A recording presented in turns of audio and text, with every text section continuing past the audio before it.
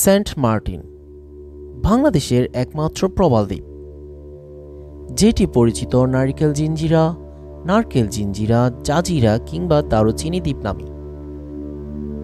প্রচুর নারিকেল পাওয়া যায় বলে স্থানীয়ভাবে একে নারিকেল জিঞ্জিরা বলা হয়। সর্বপ্রথম আদিবাসী হিসেবে বসতি স্থাপন করেছিল মাত্র 13টি পরিবার। ধারণা করা হয় 1900 খ্রিস্টাব্দে দ্বীপটিকে যখন ব্রিটিশ ভারতের অন্তর্ভুক্ত করা হয়, তখন চট্টগ্রামের জেলা প্রশাসক ছিলেন সেন্ট মার্টিন, যার নামানুসারে দ্বীপটির নামকরণ করা হয়েছিল। তবে প্রথম এই দ্বীপটিকে মানুষ কখন শনাক্ত করেছিল তা এখনো জানা যায়নি। প্রথম কিছু আরব বণিক এই দ্বীপটির নামকরণ করেছিল জিঞ্জিরা। এরা চট্টগ্রাম থেকে দক্ষিণ পূর্ব এশিয়া যাতায়াতের সময় এই দ্বীপটিকে বিশ্রামের জন্য ব্যবহার করত। সর্বপ্রথম আদিবাসী হিসেবে বসতি স্থাপন করা 13টি পরিবার এসেছিল 1890 খ্রিস্টাব্দের দিকে, এবং এরা ছিল বাঙালি এবং রাখাইন সম্প্রদায়ের মানুষ। এরা ছিল মূলত মৎস্যজীবী। এরা বেছে নিয়েছিল এই দ্বীপের উত্তরাংশ। কালক্রমে এই দ্বীপটি বাঙালি অধ্যুষিত এলাকায় পরিণত হয়। প্রায় 100 থেকে 125 বছর আগে এখানে এই লোকের বসতি স্থাপন শুরু হয়েছিল। বর্তমানে এখানে 7000-এরও বেশি লোক বসবাস করে। ধূমকেতুর এই পর্বে আপনাদের জন্য থাকছে অপূর্ব প্রাকৃতিক সৌন্দর্যমণ্ডিত এই দ্বীপটি নিয়ে, যেটি বাংলাদেশের অন্যতম পর্যটন স্থান হিসেবে জায়গা করে নিয়েছে।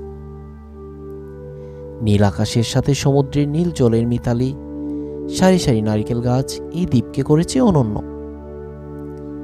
এর অবস্থান বাংলাদেশের সর্বদক্ষিণে বঙ্গোপসাগরের উত্তর পূর্বাংশে।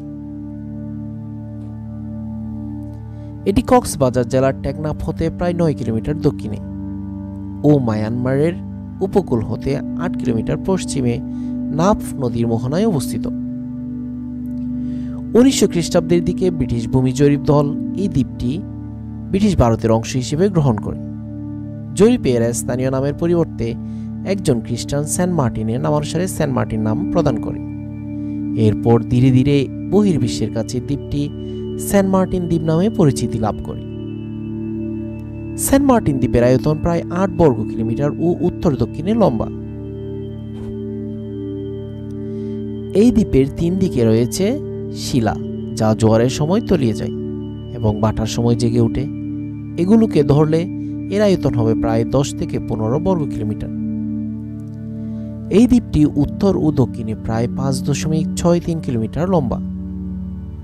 দ্বীপের প্রশস্ত কোথাও 700 মিটার, আবার কোথাও 200 মিটার।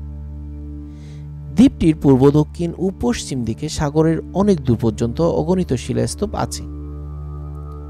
সমুদ্রপৃষ্ঠ থেকে সেন্ট মার্টিন দ্বীপের গড় উচ্চতা 3.6 মিটার। সেন্ট মার্টিনের পশ্চিম উত্তর পশ্চিম দিকে জুড়ে রয়েছে প্রায় 10 থেকে 15 কিলোমিটার প্রবাল প্রাচীর।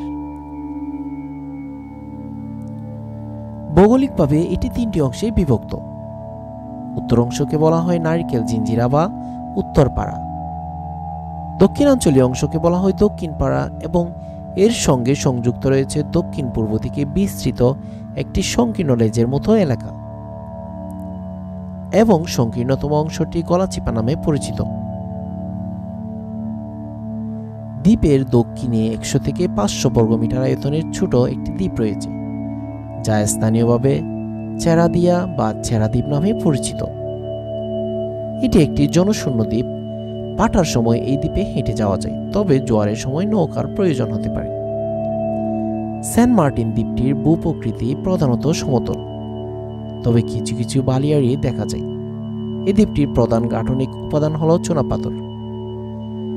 দ্বীপটির উত্তরপাড়া এবং দক্ষিণপাড়া 2 জায়গারই প্রায় মাঝখানে জলাভূমি আছে। এগুলো মিঠা পানি সমৃদ্ধ এবং ফসল উৎপাদনে সহায়ক। দ্বীপটিতে কিছু কৃষিজ দ্রব্য উৎপাদন হয়ে থাকে, তবে তা প্রয়োজনের তুলনায় খুবই নগণ্য। এই দ্বীপে উদ্ভিদের মধ্যে রয়েছে খেয়া এবং জাউ গাছ এবং অজস্র নারকেল গাছ। সম্ভবত বাঙালি জেলেরা জলকষ্ট এবং ক্লান্তি দূরীকরণের অবলম্বন হিসাবে প্রচুর পরিমাণ নারকেল গাছ এই দ্বীপে রোপণ করেছিল। কালক্রমে পুরো দ্বীপটি একসময় নারকেল গাছ প্রধান দ্বীপে পরিণত হয়।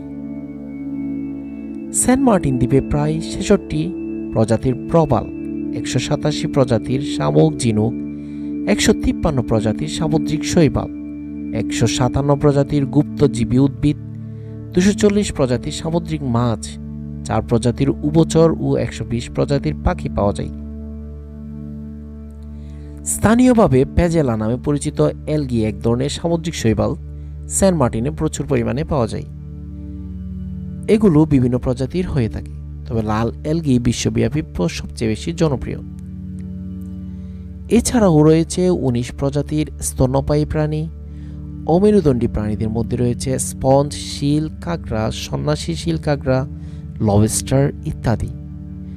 মাছের মধ্যে রয়েছে পরি মাছ, প্রজাপতি মাছ, বোল কোরাল, রাঙা কই, ছুঁই মাছ, লাল মাছ, উরুক মাছ ইত্যাদি। সামুদ্রিক কচ্ছপ, সবুজ সাগর কাচিম এবং জলপাই রঙা সাগর কাচিম প্রজাতির ডিম পাড়ার স্থান হিসেবে জায়গাটি খ্যাত। দ্বীপে কেওড়া বন ছাড়া প্রাকৃতিক কোনো বন নেই, তবে দ্বীপের দক্ষিণ দিকে প্রচুর পরিমাণে কেওড়ার ঝোপঝাড় রয়েছে। দক্ষিণ দিকে কিছু ম্যানগ্রোভ গাছও আছে। অন্যান্য উদ্ভিদের মধ্যে রয়েছে খেয়া, শেওড়া, সাগরতলা, বাইন, নারিকেল গাছ ইত্যাদি। এখানকার বাসিন্দাদের প্রধান পেশা মাছ ধরা।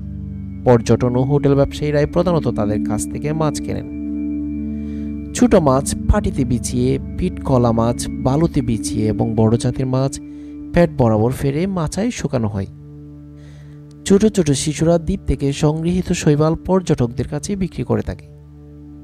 পর্যটন মৌসুম তথা নভেম্বর থেকে এপ্রিল মাসে এখানে প্রতিদিন 5 থেকে 7টি লঞ্চ বাংলাদেশের মূল ভূখণ্ড হতে আসা যাওয়া করে।